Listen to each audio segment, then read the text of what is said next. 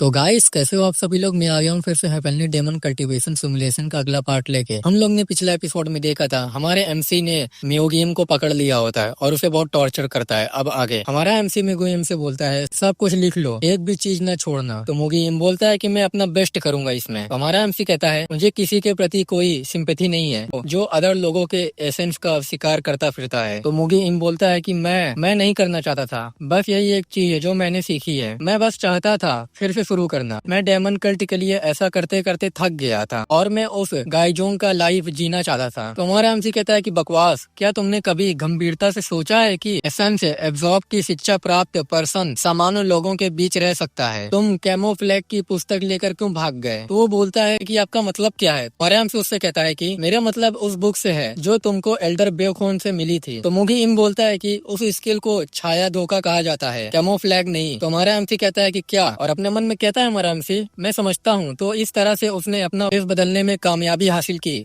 उन्होंने गहरे परिवर्तन के एक छाया फ्यूजन टेक्निक का यूज करके अपनी हड्डियों की संरचना बदल दी थी। मुगिम कहता है कि मैंने सब कुछ लिख दिया है। तभी सिस्टम पे नोटिफिकेशन आता है, आपने कैमोफ्लेग सीख लिया है, आपने शेडो डिसेप्शन सीख लिया है। तो हमारा एमसी कहता है कि कैमोफ्लेग आपको अपना एडम एप्पल छिपाने और अपनी आवाज बदलने की अनुमति देता है। आप अपना हेयर स्टाइल भी बदल सकते हैं, लेकिन आप अपनी हड्डियों की संरचना या अपनी आंखें नहीं बदल सकते हैं। हालांकि छाया धोखे से आपकी हड्डियों की संरचना को बदलना पॉसिबल। इस प्रकार वो लोगों को धोखा देने में एबल था। सियोगडो उसको उठाता है और कहता है कि चलो उठ जाओ, और हमारा एमसी कहता है कि चलो देखते हैं। तभी सिस्टम पे नोटिफिकेशन आता है, एज अ रिवॉर्ड आपको कल्ट लीडर की सीक्रेट बुक के फटे हुए नक्शे का हिस्सा 4 में से एक और सीक्रेट बुक की चाबी प्राप्त हुई है। तो हमारा एमसी कहता है कि मुझे यकीन है कि इसका इससे कुछ लेना देना है। मैंने पहले कभी भी डेमन कल्ट के प्रमुख के सीक्रेट ठिकाने में इंटर करने का साहस नहीं किया था, क्योंकि वहाँ बहुत कड़ी सुरक्षा थी। ये एक ऐसी टेक्निक है जो तुमको सबसे सनकरी जगहों से भी गुजरने की अनुमति देती है। इस टेक्निक से मुझे सच में वहाँ पहुँचने का मौका मिल सकता है। तभी वो लोग बाहर आते हैं। तभी वो लोग देखते हैं कि मिस जू और उसका ग्रैंडफादर खड़ा होता है। मिस जू कहती है क्या आपका काम पूरा हो गया है। तो हमारा एमसी कहता है कि हाँ मिस। उसका ग्रैंडफादर बोलता है मैं नहीं जानता कि मैं आपका धन्यवाद कैसे करूँ, अगर आप ना होते तो हम गंभीर खतरे में होते। तो हमारा एमसी कहता है कि मुझे शुक्रिया अदा करने की जरूरत नहीं है, मैं तो बस अपना काम कर रहा था। हमारे एमसी से मिस कहती है क्या आप कभी यहाँ फिर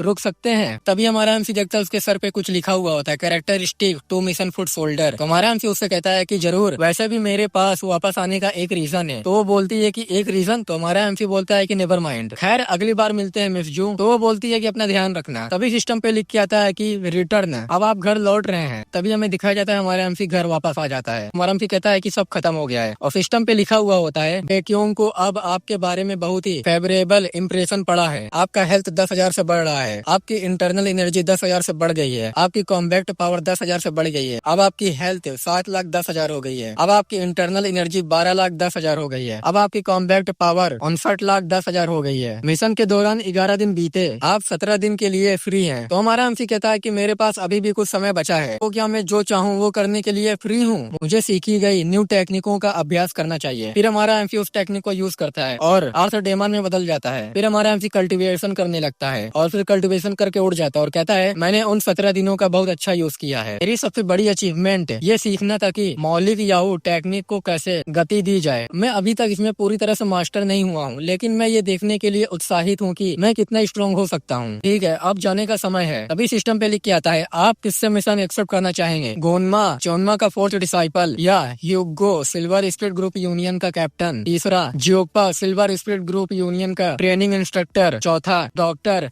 जिसने आपको ठीक किया। तो हमारा एमसी डॉक्टर को चुन लेता है। हमें दिखाया जाता है हमारा एमसी कहीं जंगल पे आ जाता है और अपने मन में कहता है कि क्या मैं अब माउंटेन में हूँ। ये माउंटेन है central administration wide dream place है, मुझे यहाँ क्या करना चाहिए। तभी सिस्टम पे नोटिफिकेशन आता है डॉक्टर होंग से एक मिशन प्राप्त करें। वार्निंग, डॉक्टर होंग का पीछा वाइट ब्लड कंपनी द्वारा किया जा रहा है, इनसे पहले उन्हें खोजो। फिर हमारा एमसी देखता है तो वहाँ कोई भाग रहा होता है और उसके पीछे बहुत सारे लोग लगे होते हैं और वो लोग कह रहे होते हैं कि हमें उसे पाना है, उसे व्हाइट ड्रीम के महल से भागने मत दो। तभी हमारा एमसी भेष बदल के उन लोग में शामिल हो जाता है और उन लोग का पीछा करते हुए कहता है कि मैं कैमोफ्लेज का यूज करके चुपके से अंदर घुसने में कामयाब रहा, लेकिन अब मुझे समझ नहीं आ रहा है कि मैं क्या करूं। मैं डॉक्टर होंग को इन सब लोगों से कैसे बचाऊं। जरा देखते हैं कि उनको लीड कौन कर रहा है। तभी हमें एक बंदे का स्टेटस दिखाया जाता है, उसका नाम ह्यू ग्यंग होता है। वो व्हाइट ड्रीम पैलेस की व्हाइट ब्लड कंपनी का कैप्टन होता है। उसका हेल्थ 12 लाख होता है, इंटरनल एनर्जी 18,10,000 होता है और वो सुप्रीम मास्टर होता है। उसकी कॉम्बैक्ट पावर 48,080 होती है और उस प्लस फाइटिंग स्पिरिट भी लिखा होता है। तो हमारा एमसी कहता है कि श्योर ही उसमें लड़ने की बहुत पावर है। White dream palace demon cult के मुख्य स्तंभों में से एक है। वो केवल एक ही कंपनी का प्रमुख हो सकता है, लेकिन जोक म्योंग जैसा कोई भी पर्सन उनकी तुलना नहीं कर सकता। अगर वो अकेला होता तो ये बहुत आसान होता। तभी वो लोग रुक जाते हैं और उसके गार्ड बोलते हैं कि अब हमें क्या करना चाहिए कैप्टन। तो वो बोलता है कि ग्रुप 1,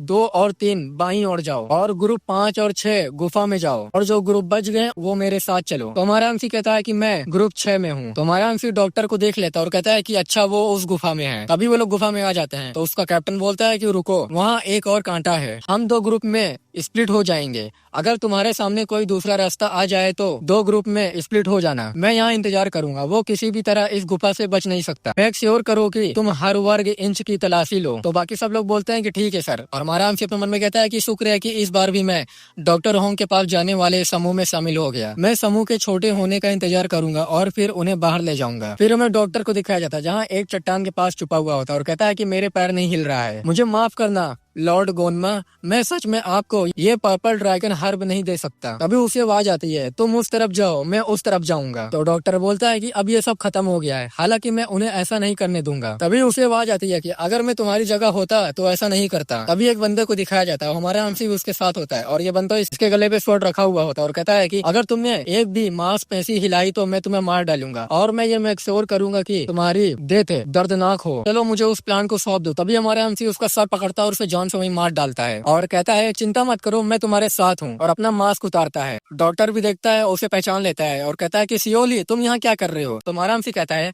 आप क्या सोचते हैं, जब भी मुझे चोट लगी आपने मेरा इलाज किया, मैं यहाँ एहसान वापस करने के लिए आया हूँ। अब मुझे बताओ कि यहाँ क्या हो रहा है। वो बताता है कि बेसिकली ये हुआ है, व्हाइट ब्लड कंपनी के कैप्टन ह्यूंग वांग को एक ट्रेनिंग सेशन के दौरान एक पर्पल ड्रैगन हर्ब मिला, लेकिन वो जानता था कि अगर उसने अपने वरिष्ठों को इस बारे में बताया तो वो उसे इतने वैल्यूएबल जड़ी बूटी कभी नहीं रखने देंगे। तो उसने इसे अपने तक ही सीमित रखा। अगर इस जड़ी बूटी में जहर या यांग ओरियन एनर्जी की ज्यादा मात्रा हो तो इसका सेवन खतरनाक हो सकता है। इसलिए उन्होंने डॉक्टर होंग से इसका जांच करने को कहा, लेकिन doctor Hong purple dragon herb जड़ी बूटी लेकर भाग गए। और क्योंकि डेमन कल्ट के अंतर्गत सभी भौतिक सेक्ट प्रशासन की है, कैप्टन ह्यूंगवान सबूत मिटाने के लिए डॉक्टर होंग को पीछे पड़ गए। तो हमारा हमसे उससे कहता है कि डॉक्टर होंग आपने पर्पल ड्रैगन जड़ी बूटी क्यों चुराई, क्या आपने ये नहीं देखा। तो डॉक्टर होंग बोलता है कि पर्पल ड्रैगन जड़ी बूटियाँ बहुत ज्यादा वैल्यूएबल हैं, ये मैं इसे अपने लॉर्ड गोनमा को गिफ्ट देना चाहता था, भले इसके लिए मुझे अपनी जान देकर चुकानी पड़े। तो हमारा एमसी कहता है कि मैं समझ गया, तो फिर मैं कैसे तुम्हारी मदद कर सकता हूँ। तभी सिस्टम पे नोटिफिकेशन आता है, आपको डॉक्टर होंग से एक मिशन प्राप्त हुआ है। मिशन सेंट्रल एडमिनिस्ट्रेशन डॉक्टर जियो होंग का व्हाइट ब्लड कंपनी द्वारा पीछा किया जा रहा है, उसे देखो कि तुम पर भरोसा किया जा सकता है। दूसरा, अगर आप सफल होते हैं तो आप महल से प्रमुख मैन ग्रुप सूरा का इम्प्रेशन करेंगे। तीसरा, पर्पल ड्रैगन जड़ी बूटी इलाइट लेवल स्पेशल पिल है, कल्ट लीडर की सीक्रेट बुक के फटे हुए नक्शे का हिस्सा। ये देख के हमारा एमसी चौंक जाता है और अपने मन में कहता है भाई ड्रीम के महल के हेड का ध्यान आकर्षित करो, वो एक बहुत पावरफुल पर्सन है, यहाँ तक कि सेंट्रल एडमिनिस्ट्रेशन भी है। अगर मैं व्हाइट ब्लड कंपनी को नहीं हटा दूं तो क्या वो एंग्री नहीं होंगे, वो उसके लिए काम करते हैं। तो हमारा एमसी उससे कहता है कि यहीं रुको 1 मिनट, और अपना मास्क पहन लेता है। तभी वहाँ एक बंदा आता है और कहता है कि क्या तुम्हें वो मिला। तभी सिस्टम पे लिख के आता है mission notice window activate reference, doctor Hong को आपको पर्पल ड्रैगन जड़ी बूटियां नहीं देंगे जब तक आप अपनी पावर प्रदर्शन नहीं करते। अगर आप मिशन पूरा करने में बहुत ज्यादा समय लगाएंगे तो और भी ज्यादा पावरफुल दुश्मन सामने आ जाएंगे। तो हमारा एमसी उसे कहता है कि मैं और आगे जा रहा हूँ, क्या तुम मेरे साथ चलना चाहोगे। तो वो बोलता है कि ठीक है, और वो चलने लगता है। तभी वो पीछे मुड़ के बोलता है अरे वो आदमी कहाँ है जो तुम्हारे साथ था। तभी हमारे एमसी उस पर अटैक करके उसको वहीं जान से मार डालता है और डॉक्टर से कहता है कि चलो चलते हैं। तभी हमारे एमसी को आवाज आती है पीछे से, तुम अब यहाँ से कहीं नहीं जा सकते। तभी हमें दिखाया जाता है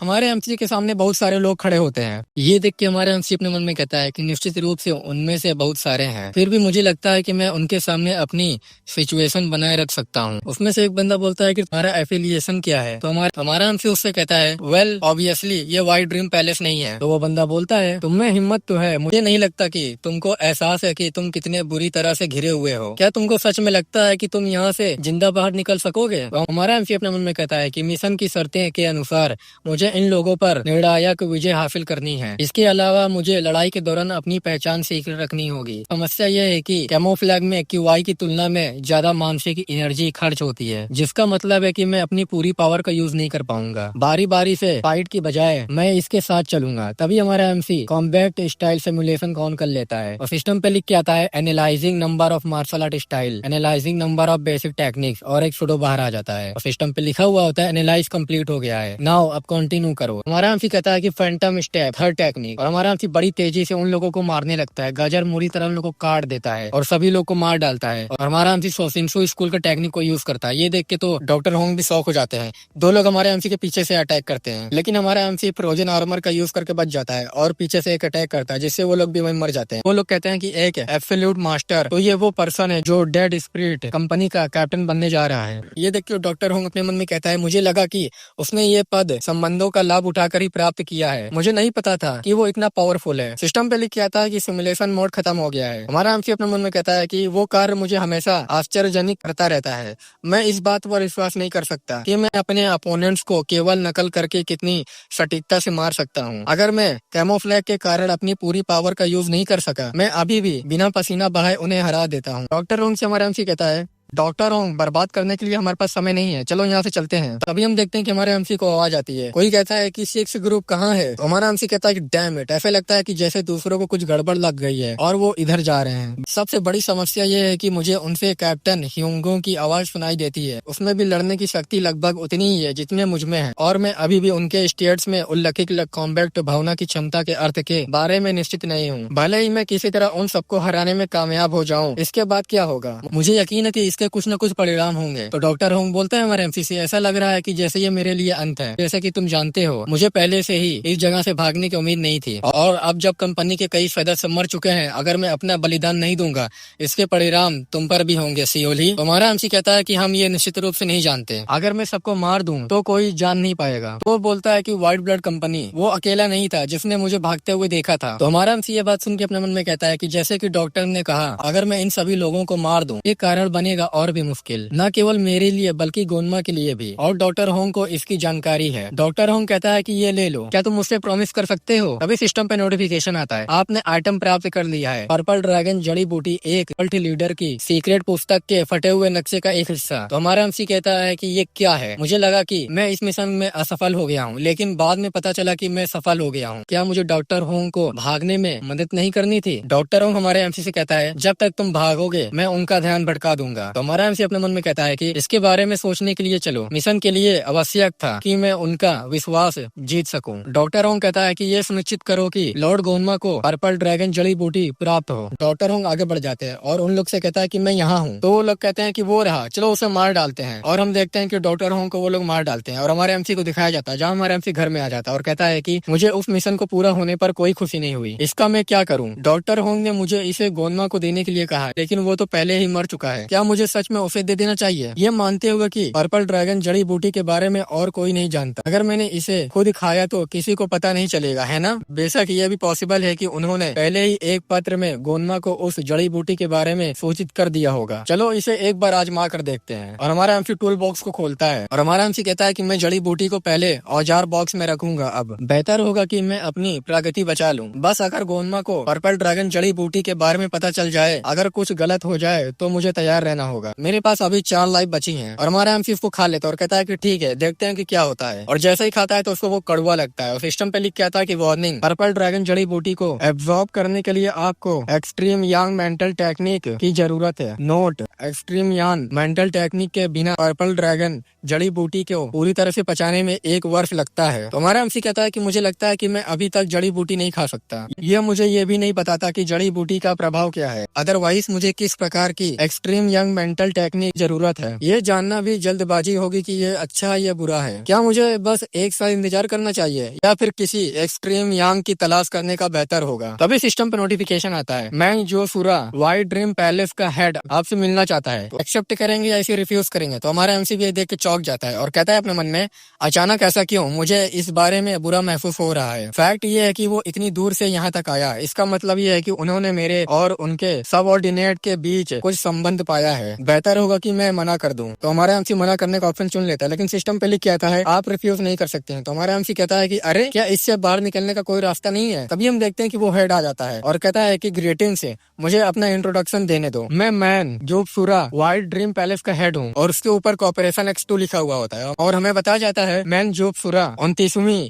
ऑफिशियल हिरार्की है, व्हाइट ड्रीम पैलेस का हेड है, डेमन कल्ट के 8 पैलेस में से एक। तो हमारा एमसी कहता है कि मैं विश्वास नहीं कर सकता कि कोई इतना पावरफुल पर्सन मुझसे मिलने आया है। तो हमारा एमसी उससे कहता है कि आप यहाँ क्यों आए हैं? सरमन में कहता है ये कॉर्पोरेशन X2 का क्या मतलब है और मुझे ऐसा भी कुछ नहीं दिखता जिससे मुझे उसकी कॉम्बैक्ट पावर का अंदाजा हो सके। तो हेड बोलता है कि तुम्हें क्या लगता है कि मैं यहाँ क्यों हूँ? तो हमारा एमसी कहता है कि मुझे यकीन नहीं है सर। तो बोलता है कि चलो गेस करो और हमारे एमसी एकदम पास आ जाता है और कहता है कि मुझे लगता है कि तुम जानते हो कि मैं यहाँ क्यों हूँ। तो हमारा एमसी कहता है कि ये अच्छा नहीं है। उसका क्वेश्चन तीखा था, मानो वो जानता हो कि मैंने पर्पल ड्रैगन जड़ी बूटी ली है, लेकिन मैंने भागते समय किंग गोंग टेक्निक का यूज किया और मैंने एडवांस लेवल ट्रैकिंग में भी महारत हासिल कर ली है। मुझे पूरा यकीन था कि किसी को पता नहीं चलेगा। और हमारे एमसी से हेड कहता है मैंने कहा गैस लगाओ। तो हमारा एमसी कहता है कि वेल सर। तभी सिस्टम पे नोटिफिकेशन आता है और 2 ऑप्शन दिया जाता है। पहला ऑप्शन, तुम क्या बकवास कर रहे हो, ये बकवास है। और दूसरा ऑप्शन, मैंने जड़ी बूटी खा ली है, कोई प्रॉब्लम है क्या? ये बात सुन के तो हमारा एमसी भी चौंक जाता है और अपने मन में कहता है ये आंसर बेकार है। वो मुझे उन रास्तों की याद दिलाते हैं जो तब मेरे सामने आते थे जब मैं पहली बार गोनमा से मिला था। मैं उनमें से किसी को भी नहीं चुनना चाहता। अब तक जो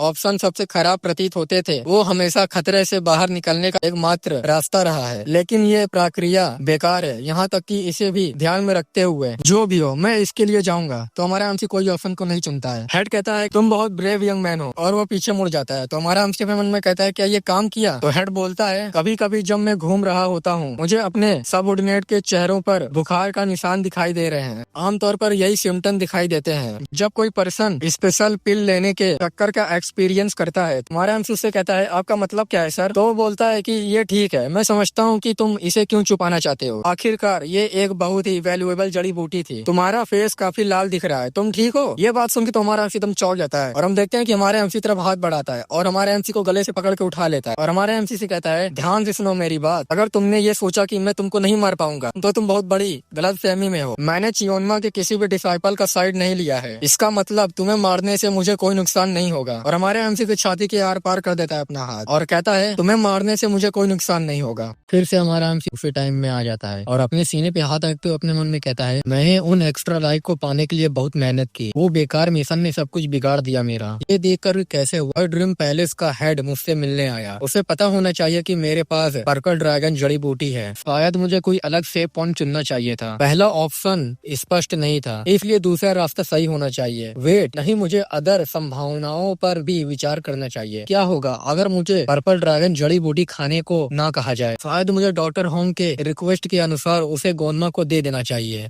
थैंकफुली मैंने अपने पिछले लाइफ में अपनी प्रवृत्ति को बचाने से पहले पर्पल ड्रैगन जड़ी बूटी को टूल बॉक्स में रख दिया। मैं अभी भी यह निर्णय नहीं ले सकता कि इसके साथ क्या करना है, लेकिन क्या होगा अगर गोनमा को जड़ी बूटी देना सॉल्यूशन नहीं हो? इससे मुझे सिर दर्द हो रहा है। भले ही मैं जड़ी बूटी गोनमा को दे दूं, मैन जियोस्पुरा को ये जानकर खुशी नहीं होगी कि मैंने गोनमा को वो दे दिया। वास्तव में गोनमा ने अपने साथ किसी विवाद से बचने के लिए मुझसे संबंध भी तोड़ लिए होंगे। तभी सिस्टम पे लिख के आता है मैन जियोस्पुरा व्हाइट ड्रीम पैलेस का हेड आपसे मिलना चाहता है। तो हमारा एमसी कहता है कि वो वहाँ है और अपने मन में कहता है कि हाँ बेहतर होगा कि मैं उसी पर ध्यान दूं जो मैं श्योर जानता हूँ। और उससे कहता है कि प्लीज अंदर आ जाओ। तो हेड आ जाता है और हेड कहता है कि ग्रीटिंग्स, मुझे अपना इंट्रोडक्शन देने की इजाजत दो, मैं व्हाइट ड्रीम पैलेस का हेड हूँ। हमारा एमसी कहता है ऑपरेशन की बात का कुछ मतलब ही होगा, मुझे यकीन नहीं है कि कैसे काम करता है, लेकिन प्रोबेबली ये पर्पल ड्रैगन जड़ी बूटी से रिलेशन होगा। तो हमारा एमसी भी कहता है कि ग्रीटिंग सर। हेड बोलता है कि तुम ऐसे दिख रहे हो जैसे तुम मुझसे उम्मीद कर रहे थे। हमारा एमसी अपने मन में कहता है कि मुझे कुछ करने की जरूरत है और हमारा एमसी उससे बोलता है कि मुझे आपको कुछ बताना है,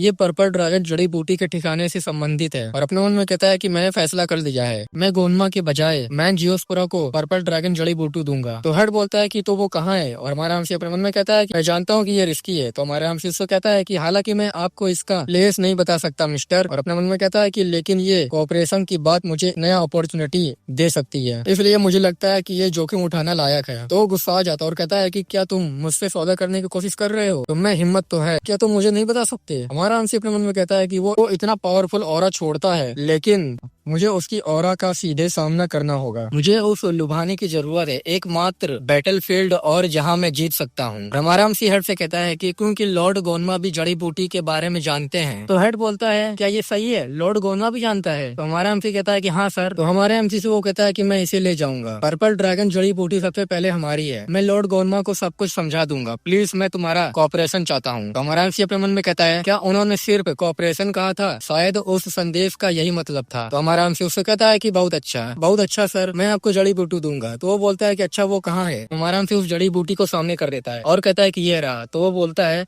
ये तो तुम पर था, शुक्रिया तुम्हारा। और जाते हुए कहता है कि वेल अपना ध्यान रखना। तो हमारा एमसी अपने मन में कहता है कि वेट, कुछ ठीक नहीं है, उन्होंने बस मेरा कोऑपरेशन मांगा, मैंने सोचा कि उसके सर के ऊपर का नंबर बदल जाएगा या कुछ और होगा। तभी हेड रुकता है और कहता है कि ओ हाँ, और एक बात और, मैं तो लगभग भूल ही गया था, मुझे तुमसे कुछ चाहिए, मेरे सबऑर्डिनेट का रिवेंज। तभी सिस्टम पे नोटिफिकेशन आता है, वार्निंग, व्हाइट ड्रीम पैलेस का हेड आपकी कमजोरी ढूंढ लिया है, आप आगे कैसे बढ़ेंगे? तो हमारा एमसी अपने मन में कहता है क्या ये रास्ता भी सही नहीं था? मुझे क्या करना चाहिए? क्या मैं फिर मरने वाला हूँ? मैं व्हाइट ड्रीम पैलेस के हेड के खिलाफ हूँ, वो डेमन कल्ट के 29वें स्थान पर है। आमतौर पर मैं सिचुएशन को अपने साइड में मोड़ने का तरीका ढूंढने की कोशिश करता हूँ, लेकिन मैं अभी कुछ भी सोच नहीं पा रहा हूँ। वैसे भी ये एक ही वार में खत्म हो जाएगा, लेकिन मुझे डिसीजन लेना होगा। अरे रुको एक मिनट, अगर मेरी मृत्यु निश्चित है तो ये विंडो क्यों दिखाई दी? अपने पिछले लाइफ में मैं उसे मुझे मारने से रोकने के लिए कुछ भी नहीं कर सका, लेकिन इस बार एक विंडो दिखाई दी। शायद इसका मतलब ये है कि मेरे बचने की थोड़ी संभावना तो है। अब जो भी हो मेरे कंट्रोल से बाहर है, केवल एक ही सॉल्यूशन सोच सकता हूँ। तभी सिस्टम पे लिख किया था आपने फाइट बैक का ऑप्शन चूज किया है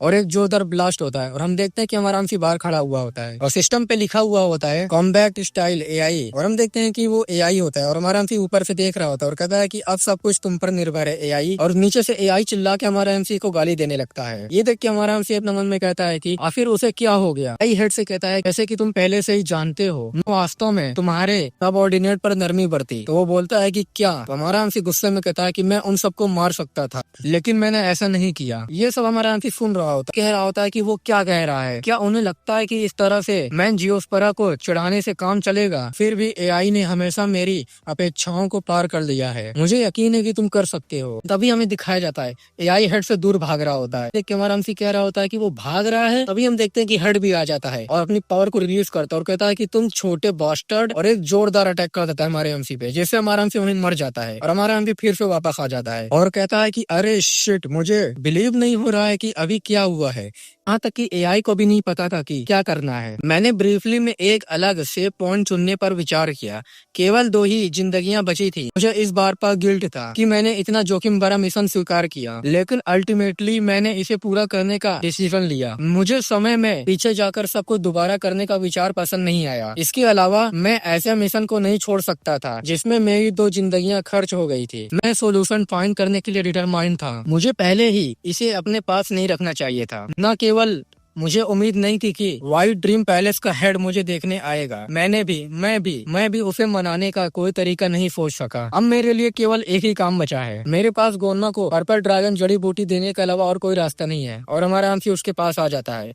तो अर्थ डेमन कहता है तुम यहाँ क्या लेकर आए हो? हमारा एमसी अपने मन में कहता है यही एक आखिरी रास्ता है। आज अर्थ डेमन पर्पल ड्रैगन हर्ब को ले लेता है और कहता है क्या डॉक्टर होंग ने सच में तुमसे ये मुझे देने के लिए कहा था? तो हमारा एमसी कहता है कि हाँ लॉर्ड गोनमा, अनफॉर्चुनेटली डॉक्टर होंग नहीं बच पाए। तो वो बोलता है कि अच्छा ऐसा है, ये मेरे लिए बहुत हेल्पफुल होगा, मैं ये नहीं भूलूंगा, चिंता मत करो। अगर व्हाइट ड्रीम पैलेस का हेड भी तुम्हें ढूंढने आए तो मैं ये सुनिश्चित करूंगा कि तुम्हें कोई नुकसान न पहुंचे। तो हमारा एमसी कहता है कि आपका बहुत बहुत शुक्रिया। फिर हमारा एमसी अपने रूम में आ जाता है और कहता है मैंने इतनी सरल बात को इतना जटिल क्यों बना दिया? 2 लाइफ की कितनी बर्बादी है। इस एक्सपीरियंस से मुझे कई वैल्यूएबल सबक मिले। सबसे पहले मुझे लालची नहीं होना चाहिए। दूसरा, ये जरूरी नहीं है कि मेरे सामने आने वाले हर मिशन को एक्सेप्ट कर दूं। और फाइनली, खतरा हमेशा आसपास छिपा रहता है, इसलिए मुझे विवेक पूर्वक एक्ट करने की जरूरत है। बेहतर होगा कि मैं अब से ज्यादा सावधान रहूं। सिस्टम पर नोटिफिकेशन आ जाता है, व्हाइट ड्रीम पैलेस का हेड आपसे मिलना चाहता है। तभी वहाँ हेड आ जाता है और कहता है कि ग्रीटिंग्स, मुझे अपना इंट्रोडक्शन देने दो। मेरा नाम मैन जियोस्पुरा है, मैं वाइल्ड ड्रीम पैलेस का हेड हूँ। तो हमारा एमसी उससे कहता है कि आप यहाँ क्यों आए हैं सर, और अपने मन में कहता है कि मैं इस पर बिलीव नहीं कर सकता। हेड बोलता है कि तुम्हें क्या लगता है कि मैं यहाँ क्यों हूँ? तो हमारा एमसी कहता है कि मुझे नहीं पता सर, और अपने मन में कहता है कि उसके बिहेवियर को देखो। हमारा एमसी अपने मन में कहता है कि उसके बिहेवियर को देखते हुए ऐसा नहीं लगता कि गोनमा ने अभी तक उससे बात की है। और हमारे एमसी से हेड कहता है फिर गेस करो, मुझे लगता है कि तुम जानते हो कि मैं यहाँ क्यों हूँ। और हमारा एमसी अपने मन में कहता है जरा रुको, वो बिल्कुल वही बातें कह रहा है जो उसने पिछले लाइफ में कही थी, मुझे इस बारे में बुरा महसूस हो रहा है। हेड गुस्से में बोलता है कि मैंने कहा गेस करो, और सिस्टम पे नोटिफिकेशन आता है। 2 ऑप्शन दिए जाते हैं। पहला ऑप्शन तुम क्या बकवास कर रहे हो, ये बकवास है, और दूसरा ऑप्शन मैंने जड़ी बूटी खा ली है, क्या इससे कोई प्रॉब्लम है? ये देख के हमारा एमसी भी चौंक जाता है और कहता है कि फिर से अरे गोनमा, ये वो नहीं है जो तुमने मुझसे वादा किया था। क्या मैं गलत सेव पॉइंट पर वापस आ गया? सच में इसका कोई रास्ता नहीं है। काश मुझे वो पर्पल ड्रैगन जड़ी बूटी कभी ना मिलती। ऐसा लगता है कि जैसे मैं नरक में फंस गया हूँ और बाहर निकलने का और कोई रास्ता नहीं है। हाँ, भले ही इससे मेरा विनाश हो जाए, इस बार मैं कुछ अलग चुन सकता हूँ। आगे बढ़ो और मुझे मार डालो। तभी हमारा एमसी चुन लेता है और सिस्टम पे लिखा हुआ होता है अपने ऑप्शन चुना है, मैंने जड़ी बूटी खा ली है, क्या कोई से प्रॉब्लम है? तो हेड बोलता है तुम एरोगेंट बास्टर्ड, और अपनी पावर को रिलीज करता है और कहता है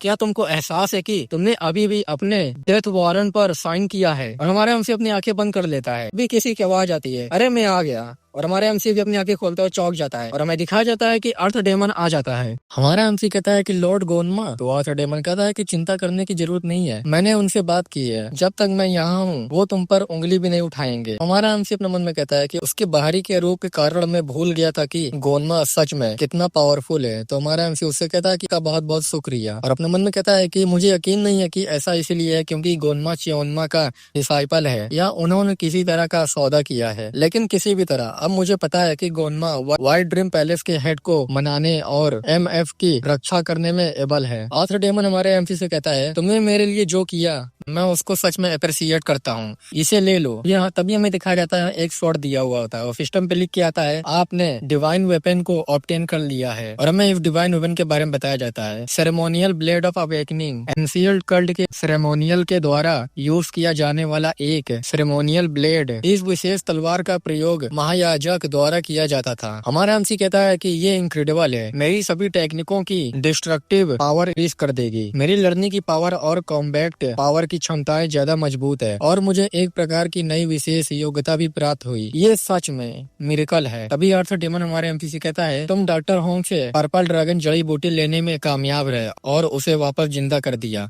अगर वो वाइल्ड ब्लड कंपनी से घिरा हुआ होता तुम ऑब्वियसली कैपेबल हो, तुम इस तलवार के हकदार हो, मुझे तुमसे बड़ी उम्मीद है। तो हमारा एमसी कहता है कि मुझ पर आपका विश्वास करने के लिए आपका बहुत बहुत शुक्रिया लॉर्ड गोनमा। तो वो जाते हुए कहता है कि बिल्कुल अच्छा काम करते रहो। फिर हमारा एमसी बाहर आ जाता है और उस स्वॉर्ड को देखने लगता है और कहता है एक ग्रेट स्वॉर्ड, जिस प्रकार की तलवार चियोन्मा का एक डिसाइपल इस्तेमाल कर सकता था, मैं इसमें जबरदस्त डेमोनिक पावर महसूस कर सकता हूँ। ये मुझे लगभग घबरा देता है। क्या होगा अगर मैं विंड गॉड के साथ जोड़ दूं, जो करंट में मेरी सबसे पावरफुल कैपेबल है। तभी सिस्टम पे लिख किया था कि 4 element techniques, wind technique chat, wind God neutral, 4.7 speed. तो हमारा एमसी कहता है कि चलो एक बार ट्राई करते हैं। फिर हमारा एमसी अपने स्वॉर्ड को घुमाता है और एक जोरदार बवंडर टाइप का निकलता है। ये देख के हमारा एमसी खुश हो जाता है और कहता है ये स्वॉर्ड सच में कुछ तो है। फिर हमें अगले दिन का सीन दिखाया जाता है जहाँ हमारा एमसी विंडो में देख रहा होता है और कहता है कि मैं अपनी विंड गॉड टेक्निक को पूरा करना चाहता हूँ, इस बार मैं ट्रेनिंग के साथ जाऊंगा। तभी सिस्टम पे लिख के आता है अब garden of black martial art academy की ओर ट्रेवल कर रहा हूँ। फिर हमारा एमसी उसी गार्डन में टेलीपोर्ट हो जाता है और कहता है क्या यही गार्डन है? यहाँ एक इलाका पूरी तरह से समतल है, इसलिए मुझे किसी की जासूसी की चिंता करने की जरूरत नहीं है, ये ट्रेनिंग के लिए एकदम अच्छा स्थान है। ऑल राइट, मैं तैयार हूँ। पिछले 5 महीनों से मैं लगातार विंड गॉड टेक्निक का प्रैक्टिस करता रहा हूँ, लेकिन मैं केवल 30% तक ही इम्प्रूव कर पाया हूँ। बेसिकली मेरे पास इतने समय में दिखाने के लिए कुछ भी नहीं है। आखिर समस्या क्या हो सकती है? ये एक नया रास्ता है, क्या इसका मतलब ये है कि मैं किसी को सिखा सकता हूँ? डेड स्पिरिट कंपनी के कंपनी कमांडर, खैर गोनमा ने पहले ही कहा था कि मुझे डेड स्पिरिट कंपनी का कैप्टन बना दिया जाएगा। मुझे बताया गया कि मुझे तब तक इंतजार करना होगा जब तक मैं नियुक्ति के लिए तैयार और योग्य नहीं हो जाता। क्या इसका मतलब है कि मैं अब तैयार हूँ? तभी सिस्टम पे लिख किया था आपने डेड स्पिरिट कंपनी के कंपनी कमांडर को सिखाना चुना है। अब आप सिल्वर स्पिरिट यूनियन के हेड हिगू से बात करेंगे। फिर हमारा हिगू के पास आ जाता है। फिर हमारा एमसी ही ह्यूगो के पास आ जाता है। ह्यूगो कहता है कि मैंने कभी नहीं सोचा था ये दिन इतनी जल्दी आ जाएगा। मैंने सुना है कि तुमने सिल्वर स्पिरिट यूनियन की डेड स्पिरिट कंपनी के लिए अपना ट्रेनिंग पूरा कर लिया है। मैं अभी भी बिलीव नहीं कर पा रहा हूँ कि तुमने सिर्फ 1 साल में ही सारा ट्रेनिंग पूरा कर लिया है। लॉर्ड गोनमा के पास सच में प्रतिभा को पहचानने की क्षमता है, क्योंकि अब तुम वादे के मुताबिक योग्य हो। मैं तुमको डेड स्पिरिट कंपनी का कैप्टन अपॉइंट कर रहा हूँ। तुमको बता दें कि डेड स्पिरिट कंपनी के सभी मेंबर वॉरियर हैं, जिन्हें खुद लॉर्ड गोनमा ने चुना है। उन्हें अनुशासित करना भी तुम्हारे काम का एक हिस्सा है। अगर तुम उन्हें कंट्रोल में नहीं रख सकते तो तुमको कैप्टन से इस्तीफा देना होगा। तभी सिस्टम पे लिख के आता है, क्या आप प्रोग्रेस को सेव करना चाहेंगे? और हमारा एमसी कहता है कि मेरी प्रोग्रेस सेव, मैं एक्सपीरियंस से जानता हूँ कि ये संकेत है कि खतरा आ रहा है। इस विशेष मूवमेंट में बचत करने का कोई रीजन नहीं था, लेकिन मैं ये जानने के लिए क्यूरियस था कि जब मैं सहज जूंगा को क्या विरल आएगा। ये तो बस यही कहता है कि ये मेरा दूसरा वर्ष है, कुछ खास दिलचस्प नहीं है। फिर हमारा एमसी सेव कर लेता है और फिर सिस्टम पे लिख के आता है पार्ट 1 डेथ स्पिरिट कंपनी के कंपनी कमांडर। फिर हमें कुछ लोग को दिखाया जाता है, तो वो लोग कह रहे होते हैं, क्या तुम सब ने सुना? एक बंदा बोलता है, किसी को अभी भी डेथ स्पिरिट कंपनी का कैप्टन बना दिया गया है। और हमें इसकी स्टेट्स दिखाया जाता है। इसका नाम होता है योरिम, डेथ स्पिरिट कंपनी का फर्स्ट कमांडर होता है। अवोकेन मास्टर होता है। हेल्थ 13,40,000 होती है। इंटरनल एनर्जी 12,70,000 होती है। कॉम्पैक्ट पावर 28,50,000 होती है और प्लस हाइटेंड सेंस होता है। दूसरा वाला बंदा बोलता है कि इस बार उन्होंने निश्चित रूप से पोजीशन भर लिया है और हमें इसका भी स्टेटस दिखाया जाता है। इसका नाम जोक सोंग होता है और ये डेथ स्पिरिट कंपनी के दूसरा कमांडर होता है। अवोकेन मास्टर ये भी होता है। हेल्थ 23,30,000 होता है। इंटरनल एनर्जी 12,70,000 होता है। कॉम्पैक्ट पावर 31 लाख होती है। अभी एक लड़की कहती है, मुझे लगता है कि इस कैप्टन को नामित किया गया था पोजीशन के लिए और ऐसी अफवाहें हैं कि उसका संबंध लॉर्ड गोनमा से है। तो दूसरा वाला बंदा बोलता है कि तुम्हें ये सब कैसे पता? और हमें बताया जाता है कि ये सोरयोंग होती है और इसका स्टेटस भी दिखाया जाता है। ये डेथ स्पिरिट कंपनी के 4th कमांडर होती है। ये भी अवोकन मास्टर होती है। पॉइंट्स लव +3 लिखा हुआ होता है। हेल्थ 36 लाख होती है। Internal energy 12,20,000। कॉम्पैक्ट पावर 11,20,000 होती है। तो सोरयोंग कहती है, मैं आसानी से अपने जैसे लोगों को पहचान सकती हूँ। तभी एक बंदा आता है और कहता है कि मुझे इसकी परवाह नहीं है कि उसे नौकरी संबंधों के माध्यम से मिली है या नहीं। अगर वो जानता है कि वो क्या कर रहा है तो मैं उसकी बात सुनूंगा, अगर नहीं तो मैं उसे मार डालूंगा। तभी हमें इसका भी स्टेटस दिखाया जाता है। इसका नाम योंगजिन होता है और ये तीसरा कमांडर होता है और बॉडी नॉर्मल कंडीशन होता है। हेल्थ 13,40,000 होता है। Internal energy 12,70,000। कॉम्पैक्ट पावर 27,70,000 होती है। हाइटेंड सेंसेस होता है और सिस्टम पे लिख के आता है, प्रस्तावना का एंड होता है, अब आप शुरू कर सकते हैं। फिर हमारा एमसी डायरेक्ट टेलीपोर्ट होके उस गेट के पास आ जाता है और हमारा एमसी कहता है कि मैं कहाँ हूँ? क्या ये उस कमरे का दरवाजा है जिसमें कंपनी के मेंबर हैं? अभी सिस्टम पे नोटिफिकेशन आता है, आपने डेथ स्पिरिट कंपनी के कैप्टन का यूनिफॉर्म इक्विप्ड कर लिया है। तो हमारा एमसी ये कहता है कि अब मेरे कपड़े अलग हैं और सिस्टम पे लिख के आता है, क्या आप मास्क पहनना चाहेंगे? हमारा एमसी कहता है कि एक मास्क, शायद मुझे अपना चेहरा ढकना होगा। क्या ये सोरयोंग की वजह से है? मेरी उनसे पहली मुलाकात मार्शल आर्ट एकेडमी में हुई थी, लेकिन कई बार मरने और वापस जिंदा होने के बाद मैं उनसे फिर से हेवनली सन आर्चिव में मिला। उस समय मैं सिर्फ जनरल मैनेजर के लिए काम करने वाला एक क्लर्क था, इसलिए अगर वो अब मुझे देखे तो शायद उसे मुझे पर संदेह होगा। बेटर होगा कि मैं मास्क लगा लूं। तभी सिस्टम पे लिख के आता है, आपने मास्क को इक्विप्ड कर दिया है। फिर हमारा एमसी अंदर आ जाता है। ये तीनों और सोरयोंग भी देख के एकदम चौक हो जाते हैं। कभी वहीं पर टाइम रुक जाता है। तो हमारा एमसी कहता है कि यहाँ क्या हो रहा है, क्या समय रुक गया है? तभी सिस्टम पे लिख के आता है, ईच कंपनी कमांडर से बात करने का कोशिश करो। तो हमारा एमसी कहता है कि उनसे बात करो, लेकिन सब कुछ रुका हुआ है। ओह, मैं चल सकता हूँ। तभी सिस्टम पे लिख के आता है, क्या आप योरिम के मन को पढ़ना चाहते हैं? तो हमारा एमसी यस को चुन लेता है। योरिम कह रहा होता है, जब से मैं डेथ स्पिरिट कंपनी में शामिल हुआ हूँ तब से मैंने कोई भी अच्छी टेक्निक नहीं सीखी है। मुझे हमेशा बेरक के बाहर के क्षेत्र में गार्ड करने को कहा जाता है। अदर मेंबर मुझे एक ग्लोरीफाइड एरेंट बॉय कहकर मेरा मजाक उड़ाते हैं। डेथ स्पिरिट कंपनी के कैप्टनों से मुझे नई टेक्निक सिखाने की अपेक्षा की गई थी, लेकिन उन्होंने मेरे लिए कुछ भी नहीं किया। मैं रात्रि दृष्टि या सुंगतन छिपाने वाले पानी जैसी चीजें सीखना चाहता हूँ। आराम से ये सब सुन के मन में कहता है, नाइट विजन, ये एक विजन टेक्निक है जो आपको अंधेरे में स्पष्ट रूप से देखने की इजाजत देती है। मैंने इसे तब सीखा था जब मैं एडवांस ट्रैकिंग टेक्निक का प्रैक्टिस कर रहा था। मैं आश्चर्य हूँ कि ट्रेनिंग इंस्ट्रक्टर ने मुझे ऐसी टेक्निकों क्यों सिखाई। अब मैं समझने लगा हूँ, वो प्रोबेबली उनका ये मतलब था कि मैं दूसरों को नई टेक्निक सिखाकर उनका विश्वास जीतूं। दूसरों का क्या? तभी एक बंदे के पास आता है और उस बंदे का भी मन पड़ने लगता है। वो बंदा कह रहा होता है कि मैं इन बेकार मिशनों से तंग आ गया हूँ, मैं कुछ और रोमांचक मिशन करना चाहता हूँ। मुझे परवाह नहीं कि ये नया कैप्टन कौन है, मैं बस बाहर जाकर पावरफुल वॉरियर से लड़ना चाहता हूँ और विशेष मिशनों पर विजय प्राप्त करना चाहता हूँ। अगर मुझे बस इतना ही मिल जाए तो मैं खुशी खुशी इस नौकरी के लिए अपनी जान भी दे दूंगा। और तीसरा वाला बंदा बोलता है कि वो कमीने हम हमेशा अदर मेंबर के पीछे फंस जाते हैं, इस नए कैप्टन को प्रोबेबली संबंधों के माध्यम से ही ये नौकरी मिली होगी। मैं गॉड की कसम खाता हूँ कि ये आदमी एक और अनेबल कमीना नहीं होना चाहिए। मुझे आश्चर्य हो रहा है कि क्या मुझे काम करने के लिए कोई दूसरा डिसाइपल चुनना चाहिए था, शायद तब मुझे इस तरह अपमानित नहीं होना पड़ता। तो हमारा एमसी कहता है कि उनके पास निश्चित रूप से बहुत सारी शिकायतें हैं। और अब फाइनली फिर हमारे एमसी सोरियोंग के पास आ जाता है और सिस्टम पे लिख के आता है कि आप सोरियोंग के मन को पढ़ना चाहते हैं। तो गाइस ये एपिसोड यहीं खत्म होता है। आई होप आप लोग को वीडियो अच्छी लगी होगी, तो वीडियो को लाइक कर दीजिएगा, चैनल को सब्सक्राइब कर दीजिएगा और कमेंट कर दीजिएगा तुम लोग को वीडियो कैसे लगी। हम लोग मिलेंगे नेक्स्ट एपिसोड में, तब तक के लिए बाय बाय।